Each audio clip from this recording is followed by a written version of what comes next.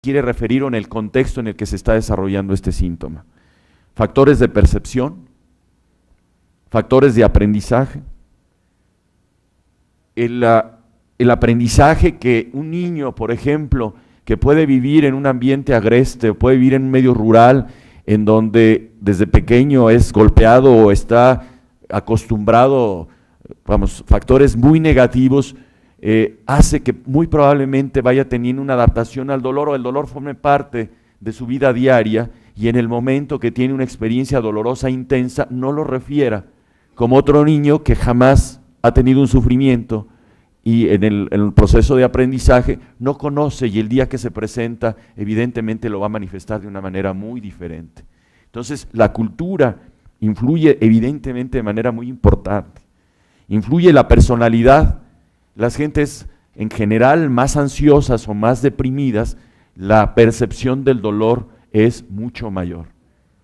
Y esto lo tenemos que tener en cuenta porque en muchas ocasiones cuando estos aspectos psicológicos no se manejan, cuesta mucho más trabajo el manejo del dolor per se. Aspectos étnicos, hay razas de mayor resistencia, eso lo conocemos, lo sabemos, lo vemos diariamente. A veces un paciente me dice, oiga, ¿qué tanto me va a doler después de la operación? Pues no sé, lo que sí le aseguro es que vamos a tratar de que no le duela nada, porque la percepción del dolor y la manifestación es tan diferente. Tenemos pacientes que se operan, por hablar de algo, una colestectomía laparoscópica, y en la tarde están caminando, comiendo y no les duele nada, pero esa no es la regla. Hay otros pacientes que pasan ya al día siguiente y siguen todavía manifestando muchos síntomas, aun cuando técnicamente la cirugía haya sido similar. Entonces, hay factores también étnicos, hay factores de medio ambiente, ya decíamos factores de ansiedad y factores de depresión, y creo que el paciente no puede ser visto como un dolor, el paciente tiene que ser visto como un contexto general de un problema que se está manifestando como un síntoma principal del dolor, pero que tiene de fondo muchísimas más alteraciones. La que sigue. También desde el punto de vista psicológico, sobre todo en el dolor crónico y a veces en las formas de comportamiento, las experiencias del dolor pueden inhibir la expresión verbal. Lo hemos sufrido. A veces en un dolor agudo lo que menos queremos es que hablar ni que nos hablen, como que queremos concentrar la energía para tratar de controlar el dolor. Pero hay pacientes, además de comportamiento alexitímico, que son no expresivos y en los que básicamente no refieren el dolor, aunque están sin duda sufriendo algún dolor. Entonces es importante, pues, que hay también en un padecimiento psicosomático, interactúan diversas emociones negativas cuando se presenta el dolor. Puede haber sensaciones de culpa, me está doliendo porque hice esto y no debí de haberlo hecho. Vergüenza, porque el dolor puede haber sido causado por alguna situación que nos pueda motivar esa sensación. Vulnerabilidad, creo que esto es algo fundamental. Podemos ver a la persona más fuerte del mundo, a la gente más admirable, en el momento que sufre, se cae y se convierte en una gente vulnerable. Sentimiento de indefensión, la búsqueda de ayuda, el sentirse lo mínimo, la insignificancia o la pérdida de la autoconfianza. Cuando el dolor persiste, el paciente pierde toda esa capacidad de desarrollo, por una parte porque le duele y por otra parte porque no se siente como él debe de ser, y entonces siempre está temeroso de poder actuar, de poder hacer las cosas, y por eso es fundamental el poder controlar de manera total para que realmente vuelva a existir una calidad de vida en estos pacientes. Decía David Le Breton de Estrasburgo, en Francia, esto en relación a la evaluación del dolor. Para comprobar la intensidad del dolor en otro, sería necesario convertirse en ese otro. A veces los médicos somos tan soberbios y tan egoístas que llega el paciente y nos dice, ay doctor, me duele muchísimo. No le creo, yo creo que me está echando mentiras, ¿no? Nunca podemos saber o poder conocer realmente la percepción que una persona tiene, pero si nada más lo único que tiene es una uña enterrada, no invente, no exagere. Bueno, la percepción de cada quien es diferente y debemos de tomar en cuenta que lo que el paciente nos dice es lo que está sintiendo, porque no podríamos nosotros evaluarlo si no lo sufrimos nosotros mismos. Es de hecho un hecho personal encerrado en el concreto e irrepetible interior del hombre, que es lo que decía Breton. Esto no se puede repetir. Es sentir la precariedad de la propia condición personal en estado puro, sin poder movilizar otras defensas que las técnicas o las morales. El ponernos en posición de gatillo, el ponernos de un lado o del otro y tratar acá de que no me duele tanto, no me duele tanto, pero no hay otra. O sea, realmente son momentos muy, muy difíciles. El dolor se puede clasificar según su etiopatología en nociceptivo, o sea, el que es somático, que generalmente es de origen óseo o muscular, y el que es visceral, que viene de cualquier órgano interno y que puede ser localizado enfrente del sitio en donde está el órgano, en ocasiones, puede ser difuso cuando el problema ya se complicó más, o puede ser referido. A veces, ¿por qué le duele el hombro si el problema está en el hígado? Pues porque hay dolores referidos. Y hay el otro tipo de dolor, es el dolor neuropático, que es central, en donde ya hay una afectación directa del tejido nervioso por diferentes causas, por infiltración, por compresión, por ejemplo, un disco intervertebral, o por destrucción, por metástasis, y puede ser periférico. También, según el curso temporal del dolor, puede ser episódico o esporádico o continuo, la XI. En general diferenciamos lo que es el dolor agudo, que refiere la presencia de una patología de base y que en la mayoría de los casos tiene una solución definitiva. Puede ser quirúrgico, por ejemplo, una apendicitis, una úlcera perforada, en donde, bueno, resolvemos el problema y el dolor podrá durar unos días y después va a desaparecer. Quedará el paciente con el dolor posoperatorio normal. Si no hay alguna situación de técnica quirúrgica normal que pudiera dañar algún nervio, pues en general el dolor desaparece ad integrum y el paciente queda perfectamente recuperado. O dolor no quirúrgico, en donde es otra causa, por ejemplo, el dolor de una cefalea o el dolor de un traumatismo, que también son dolores muy agudos, pero que no requieren de una intervención de un cirujano.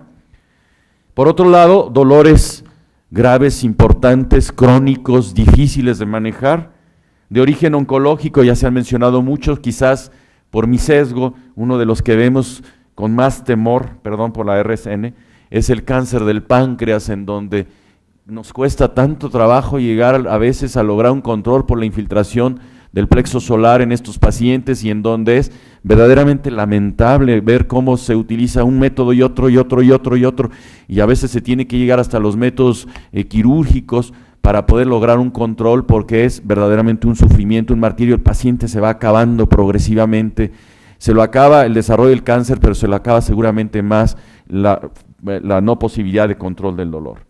O dolores no oncológicos, y aquí puse como ejemplo osteoartritis, como puede ser cualquier otro, porque la osteoartritis, siendo uno de los padecimientos crónico-degenerativos más frecuentes, pues es uno de los que seguramente cada día nos hacen recordar que existe el dolor, más o menos intenso, ya cuando pasamos de cierta edad, que amanecemos y nos duelen las articulaciones, o aquí o acá o en cualquier lado, bueno, pues nos acordamos que el dolor existe y está presente, y que de eso no nos vamos a escapar. En clínica es importante la localización del dolor para poder tratar de diagnosticar o de establecer cuál es la causa. Y así, bueno, de manera clásica conocemos, si duele el hipocondrio derecho, generalmente puede ser hígado, vesícula o duodeno; si duele el hipocondrio izquierdo, vaso, colon o páncreas; si duele fosa ilíaca derecha, apéndice, colon, uretero o anexos; si duele fosa ilíaca izquierda, sigmoides, uretero y anexos; si duele el epigastrio, estómago, esófago, páncreas; o en mesogastrio, páncreas, intestino delgado; o en hipogastrio, colon, intestino delgado, vejiga, útero o anexo. Esto nos sirve en clínica de principio para buscar, cuando hacemos la semiología del dolor, cuál puede ser esto para un dolor agudo, evidentemente, la causa. Sin embargo, como mencionaba anteriormente, no hay que olvidar que hay dolores referidos, el dolor vesicular, que puede empezar en el epigastrio y no es una úlcera, o el dolor apendicular, que también puede empezar en epigastrio, y en donde el análisis o la semiología cuidadosa es muy importante. El dolor transfictivo, que es característico del páncreas; el dolor no transfictivo, pero que sí puede irradiar al dorso, que puede presentarse en problemas del colon; o el dolor precordial, que más que del corazón puede ser del esófago, la XI. Y también es importante el conocer el tipo, la forma del dolor, porque sabemos clásicamente que un dolor cólico se refiere en general a una víscera hueca, Un dolor pungitivo se refiere en general a una afección de una víscera maciza, que el dolor lancinante es habitualmente por afección neural directa. El dolor opresivo lo vemos en general, sobre todo cuando es en el tórax, por problemas cardiovasculares. Y entonces el dolor representa en estos padecimientos agudos el síntoma cardinal y es en la mayor parte de los casos lo que nos permite orientar el estudio y diagnóstico del paciente. Los demás son síntomas complementarios. Todo gira alrededor del dolor y lo que lo complementa es lo que nos sirve para tratar de orientar mejor el estudio del paciente, la que sigue. Entonces, para nosotros es muy importante este análisis semiológico del dolor. En la evaluación del dolor, ya decíamos, es también bastante compleja, puesto que es precisamente una de las complicaciones para tratar de evaluar la efectividad de una terapéutica, el poder tener una escala evaluatoria que sea similar para todos, pero si estamos diciendo que somos tan diferentes, por eso es que hay muchas escalas. Y nada más, de alguna manera, mencionar algunas de ellas, la escala de clasificación verbal, en donde puede ser ligero, moderado, intenso, pero para una gente que es ligero y para otra que es ligero, para otra que es moderado, o si se está revolcando y es intenso, pues quién sabe, ¿no? Entonces algunas de ellas puede ser de difícil comparación, sobre todo cuando en estudios de investigación se trata de utilizar o hacer un experimento para ver si un medicamento es mejor que otro. De clasificación numérica, pues quizás pudiera discriminar más, pero también es muy difícil. ¿Qué puede ser el 87 para mí o el 22 para otra gente? De escala visual análoga, también en centímetros, en los pacientes que tienen poca escolaridad, es muy interesante la posibilidad de hacer una escala frutal, ponerles frutas de diferentes tamaños, y entonces pues si le duele como una sandía sabemos que es un dolorón terrible, o si le duele como un limón pues ya no es tan importante, o como una pasa, ¿verdad? Entonces, bueno, para poder tener una escala de comparación evidentemente que es necesario buscar la forma, o también la valoración en niños a través de diferentes caritas. ¿Cómo te ves? El dolor te da así como que estás medio contento, más tristezón, mucho más triste o llorando a grito tendido, y entonces más o menos podemos tener una idea de la intensidad del dolor. También el dolor en muchos casos se puede evaluar en función de la habilidad funcional. ¿Qué tanto el dolor está afectando las labores habituales de una persona? ¿Le impide desarrollar sus labores habituales un poco, mucho, o hasta el grado de tenerlo en reposo total en cama, ya no puede movilizarse? Entonces, todo esto les da una idea de que la existencia de diferentes escalas de evaluación nos muestra la variabilidad en la presentación del dolor, pero que es necesario tenerlas para que en los estudios comparativos no comparemos peras con manzanas, sino que en base a una misma escala podamos hacer o tratar de tener una medición homogénea, la que sí. También, evidentemente, en la evaluación del dolor hay que tener en cuenta, como les decía, todos los otros aspectos psicológicos o de la participación psicoafectiva, como serían hipocondriasis, la presencia de depresión en el paciente, de histeria, de psicopatía, el hecho de que sea hombre o mujer, conocemos, y seguramente porque la experiencia del dolor es más frecuente y más intensa en la mujer, la resistencia y la manifestación que hace la mujer es mucho menor al dolor en general. Decimos siempre, la mujer aguanta más, pues sí, porque en general sufren más, y esto de alguna manera va creando una cierta resistencia. No que sea bueno, pero es la realidad. La paranoia, la psicastenia, la esquizofrenia, en fin, todas estas alteraciones, incluso algo que debe